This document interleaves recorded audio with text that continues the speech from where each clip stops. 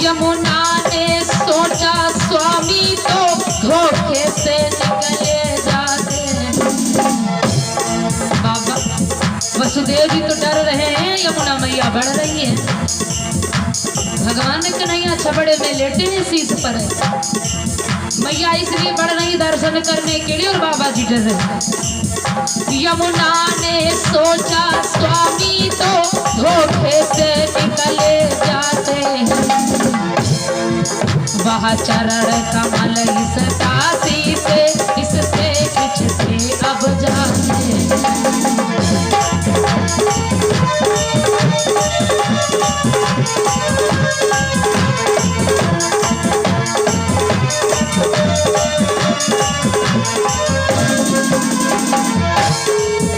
पद कमल परसने की इच्छा जब माया द्वारा जान लिया।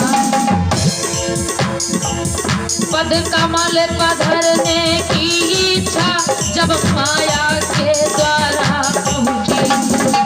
वसुदेव भात बढ़ने लागे, धारा कंधों तक है पहुंची।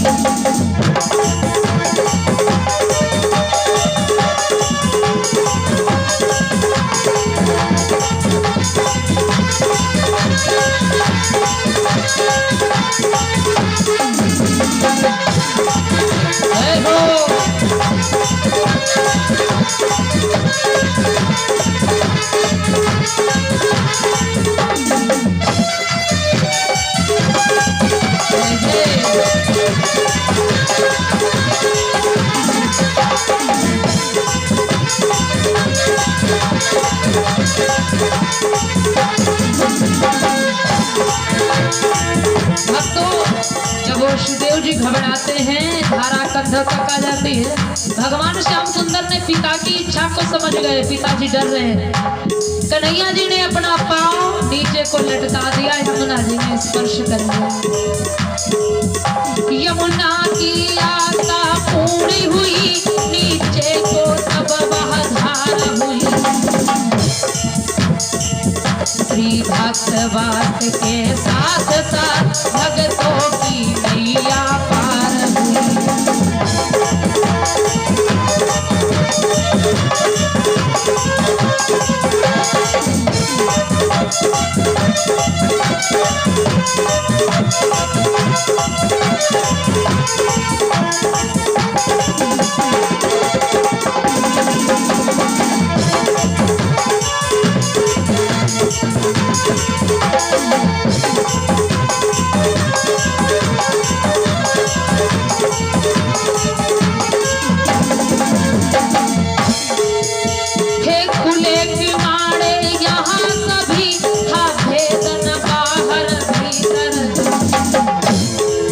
रात्रि के समय जब वसुदेव जी गोकुल को पहुंचे, दरवाजे खुले मिले। रात के 12 बजे। धन्य है भगवान की माया।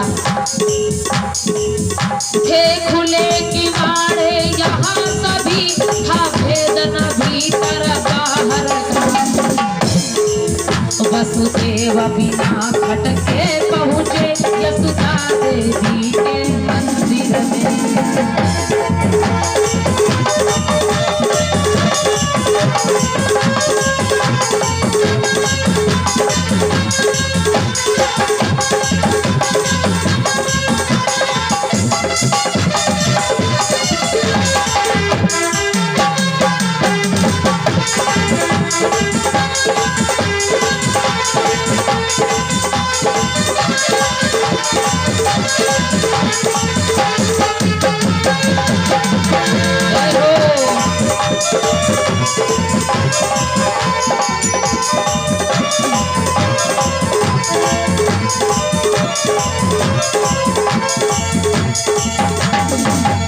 देखा माया की नींद वहाँ सबकी चेतना खो रही।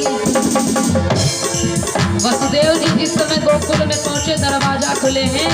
यशोदा मैया के पास एक माया लेटी हुई है। बिस्तर पर उस माया को देखते हैं जब, देखा माया की नींद वहाँ सबकी चेतना को खो रही।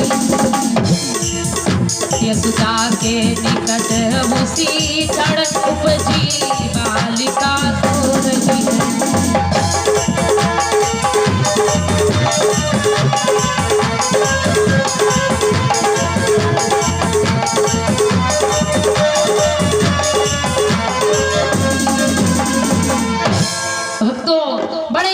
पूर्वक से वसुदेव जी महाराज भगवान कन्हैया को श्याम सुंदर को छबड़ा में रख करके पहुंच जाते हैं मथुरा से गोकुल। रात्रि के 12 बजे देवी यशोदा के पास भगवान की माया प्रकट हुई थी। वो लेटी थी निंद्रा के रूप में। वसुदेव जी ने अपने पुत्र कन्हैया को यशोदा के पास सुला दिया, लेटा दिया और उस माया को रातों रात लेकर के मथुरा गमन कर गए। मथुरा की जेल में पहुंच जाते हैं और जिस समय उस माया को लेकर के पहुंचे उसी प्रकार से भक्तों हाथ पांव में बेड़ियां लग जाती, जंजीरें पड़ जाती हैं, द्वार का फाटक बंद हो जाता है और पहरेदार जाग जाते हैं। धन्य है भगवान की माया, बोली गोविंद भगवान की। धन्य है प्रभु की माया कि जब चाहे तो सुला दे, जब चाहे तो जगा दे। ऐसी स्थिति में जब पहरेदारों ने देखा कि कोई रुदन की आवाज आ रही, बच्चा रो रहा है, देखा तो मैया देवकी के पास एक कन्या थी। कन्या को ले लिया पहरेदारों ने और पहुंच गए कंस के पास। महाराज ये देवकी का 8वां गर्भ है। एक बार तो कंस ने सोचा कि इसको मैं छोड़ दूं, क्योंकि मुझे आकाशवाणी हुई है कि देवकी का 8वां गर्भ जो पुत्र होगा वो तुझे मारने वाला होगा। ये तो पुत्र नहीं पुत्री है। लोगों ने समझाया, अरे कंस मूर्खता क्यों दिखा रहा है, हो ना हो इस पुत्री के द्वारा होने वाला पुत्र या पति तेरा काल बन जाए, इसलिए इस कन्या को जीवित मत छोड़ो। जैसे उस कन्या को उठाया, कंस ने क्रोधित होकर के हाथ में जैसे पटकने के लिए ऊंचा उठाया और भक्तों वो कन्या ऊपर को ही उड़ती चली गई, क्योंकि वो कन्या नहीं थी, वो भगवान की माया थी। कहने लगी, दुष्ट कंस तेरे जीवन का काल गोकुल में है और वो ही तेरी मृत्यु का कारण बनेगा। और इधर बाबा आनंद को जब पता चलता है कि हमारे यहाँ पुत्र का जन्म हुआ है, यशोदा के द्वारा नाना प्रकार से बधाइयां बज रही है, मंगल गान हो रहे हैं। आइए भगवान कृष्ण जन्म पर मंगल और सोहर का आनंद लें। बड़े ही सुंदर भाव में कि अरे हरा मां मथुरा में